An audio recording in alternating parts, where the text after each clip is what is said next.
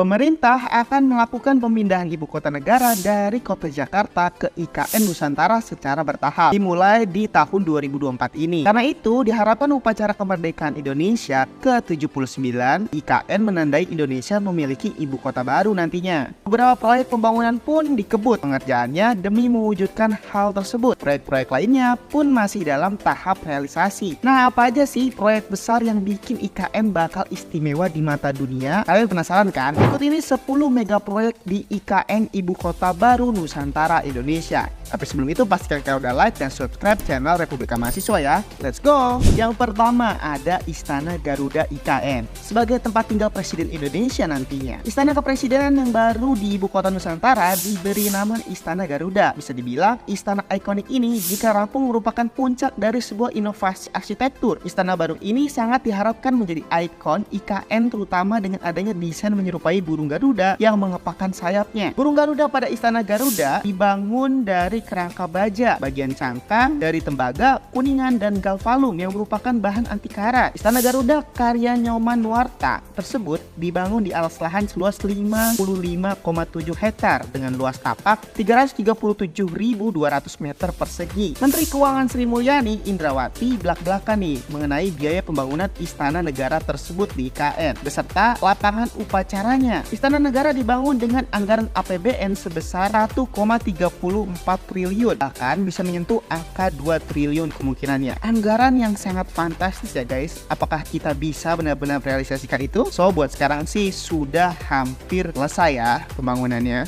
Nomor 2 ada Masjid IKN Nusantara. Gedung dan kawasan Masjid IKN di Kabupaten Penajam Pasar Utara, Kalimantan Timur telah dimulai pembangunannya. Khusus bangunan utama yakni Masjid Negara IKN yang dirancang dengan kapasitas mencapai 61.317 jemaah dengan kubah khas dan unik menyerupai sorban. Nah, Nyoman Nuarta, sang perancang masjid menuturkan bahwa khusus pintu masjid didesain untuk mengakomodasi arah angin. Tak seperti masjid lainnya di sekitar IKN, Masjid Negara akan dikelilingi air embung yang nuansanya cukup cantik, serta penampilan desain eksterior dan interior yang memikat. Proyek gedung dan kawasan Masjid Negara IKN sendiri berdiri di alas lahan seluas 3,2 hektar dengan nilai kontrak konstruksi mencapai 1 triliun rupiah atau tepatnya 940 miliar rupiah. Dengan nilai segitu bisa kebayang lah ya guys gimana megahnya Masjid IKN nantinya jika sudah rampung. Pasti jadi masjid ikonik yang gak kalah dari Masjid Fathahillah, Istiqlal atau Al-Jabar dan kawan-kawan.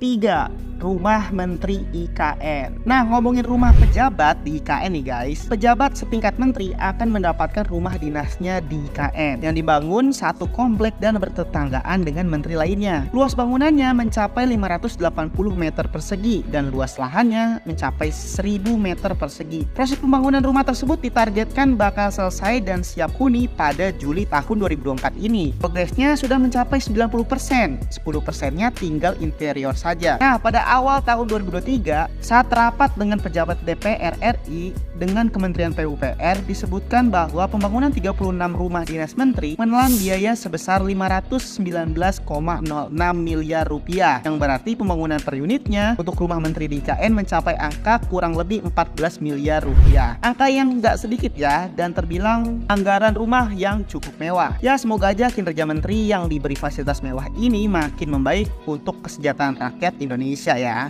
4.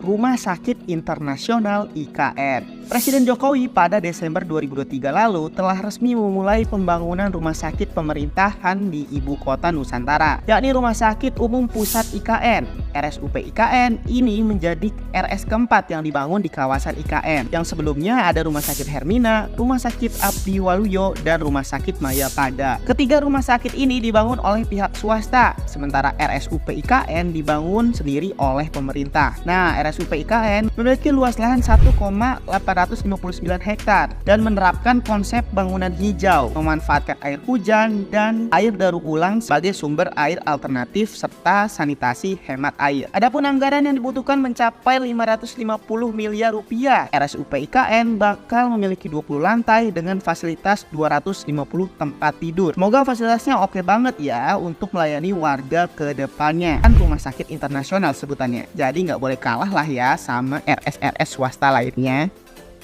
5. Jalan tol IKN. Demi menunjang kelancaran transportasi dan logistik, di IKN salah satu proyek yang juga dibangun adalah jalan tol. Dibuat langsung menuju ke kawasan inti pusat pemerintahan atau KIPP. Kementerian Pekerjaan Umum dan Perumahan Rakyat atau PUPR pun menargetkan jalan tol akses menuju IKN mulai dapat dilalui secara fungsional pada Juni 2024 ini. Total keseluruhan pembangunan jalan bebas hambatan menuju IKN sepanjang 70,29 km.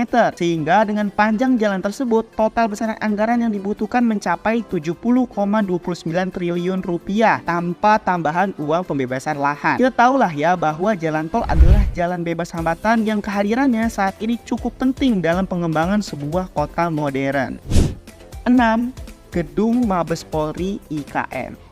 Tak seperti tampilan kantor polisi biasanya, markas besar atau Mabes Polri di ibu kota Nusantara didesain dengan mewah dan asri, bahkan mirip hotel di Nusa Dua Bali yang mewah-mewah itu. Menurut kurator ibu kota Nusantara, Ridwan Kamil, mengatakan tidak akan ada kantor polisi di seluruh dunia yang memiliki tampilan sekeren Mabes Polri di IKN. Gedung Mabes Polri IKN pun akan menempati lahan seluas 3,8 hektar. Berdasarkan data dari laman resmi layanan pengadaan secara elektronik atau LPSE, Kementerian PUPR, proyek pembangunan Mabes Polri IKN akan menelan dana APBN sebesar 1,4 triliun. Angka yang bikin Mabes Polri sangat-sangat mewah ya guys. Dan semoga aja kinerja Polri juga akan semakin membaik ke depannya. Gak ada yang namanya oknum-oknum lagi. Hehehe. 7. Hotel Nusantara. Selanjutnya ada Hotel Nusantara yang dibangun dengan luas 20.164 meter persegi dengan tinggi bangunan mencapai 43,10 meter. Bangunan hotel yang terdiri dari 9 lantai ini bakal memiliki kamar sebanyak 191 unit dengan 6 tipe kamar. Bangunan hotel plus mall dan perkantoran modern merupakan hasil investasi dari konsorsium dan pengusaha kaya Indonesia yang diinisiasi oleh Agung Sedayu Group atau ASG, yang terdiri dari 10 perusahaan swasta terkemuka dalam negeri senilai 20 triliun rupiah. Untuk biaya pembangunan hotel sendiri nilainya lebih dari 1 miliar rupiah. Pembangunan Hotel Nusantara di IKN pun terus dikebut agar dapat digunakan oleh para peserta upacara HUT Indonesia ke-79 di IKN Agustus 2024 mendatang. Nah, pada 1 Mei 2024 lalu, progres pembangunan hotel sudah mencapai 82%. Ya, syukurlah ya, uangnya ada, progresnya pun nyata berkembang. Syukur deh, jadi proyeknya nggak asal ngawang-ngawang aja dan nantinya membuat IKN ini menjadi distrik yang ramai. 8. Bandara VVIP IKN. Berikutnya ada Bandara VVIP IKN yang ditargetkan beroperasi penuh pada Desember 2024. Bandara ini memiliki luas 347 hektar dengan runway 3000 kali 45 meter dan mampu melayani pesawat berbadan besar, plus dilengkapi dengan terminal seluas 7.350 meter persegi. Betul-betul membuat penumpang dapat dilayani dengan nyaman dan baik. Adapun anggaran yang dikucurkan untuk proyek Bandara VVIP IKN ini mencapai 4,2 triliun rupiah. Dengan anggaran super dahsyat ini, timbul pertanyaan dari warganet, apa bandara ini nantinya hanya digunakan bagi para pejabat saja dan kementerian, atau juga akan bisa digunakan oleh publik seperti kita yang ingin ke IKN ya? Untuk menjawab spekulasi ini, Mimin pikir menunggu bandara tersebut rampung dulu aja kali ya. 9. Pelabuhan Logistik IKN. Selanjutnya ada pembangunan Pelabuhan Bongkar Muat Material dan Logistik IKN. Pelabuhan ini dikerjakan oleh Kementerian PUPR di Kelurahan Pantai Lango, Kabupaten Penajam Pasir Utara, Provinsi Kalimantan Timur, wilayah pesisir yang dekat dengan IKN Pusat. Adapun anggaran pembangunan pelabuhan bersumber dari dana APBN sebesar 99,7 miliar rupiah. Pelabuhan ini berperan vital karena jarak pelabuhan ke kota Nusantara yang lebih dekat dibanding pelabuhan-pelabuhan lainnya. Luas lahan mencapai 4,5 hektar. Tujuan pelabuhan ini dibangun agar mempercepat proses kedatangan dan perpindahan barang untuk kebutuhan pembangunan kota Nusantara. Tapi dana yang dibutuhkan untuk bangun pelabuhan ini gak main-main ya guys, apalagi diambil dari APBN yang pastinya akan memberatkan anggaran negara dan uangnya bukan dari investasi swasta. Yang ke-10, Kantor Pemadam Kebakaran IKN. Terakhir ada proyek pelengkap dan keamanan wajib lah ya. yaitu pembangunan kantor pemadam kebakaran IKN. Adapun lokasi pembangunannya persis berada di belakang Istana Presiden. Anggaran yang dibutuhkan untuk proyek ini mencapai 265,5 miliar rupiah. Tentu aja kehadiran damkar amat dibutuhkan di IKN ini. Tugasnya sangat vital kalau apa-apa terjadi kebakaran yang akan merusak fasilitas dan merambat ke tempat lainnya. Dan asal kalian tahu, damkar tidak hanya mengerjakan soal kebakaran aja ya guys. Karena itu proyek ini sangat sesuai dan dihadirkan di IKN. Harapan Mimin sih jika kantornya sudah rampung, semoga aja bisa membuka lowongan pekerjaan untuk warga setempat biar bisa mengurangi pengangguran juga kan. Nah, menurut kalian anggaran pembangunan infrastruktur di IKN udah sesuai belum nih? Dan apakah hasil pembangunannya nanti bakal sesuai dengan rancangan arsitekturnya ya? Atau nanti malah beda dan gak sesuai sama gambaran arsiteknya? Karena kan banyak ya yang gambarannya luar biasa tapi ternyata hasilnya berbeda, nggak sesuai ekspektasi.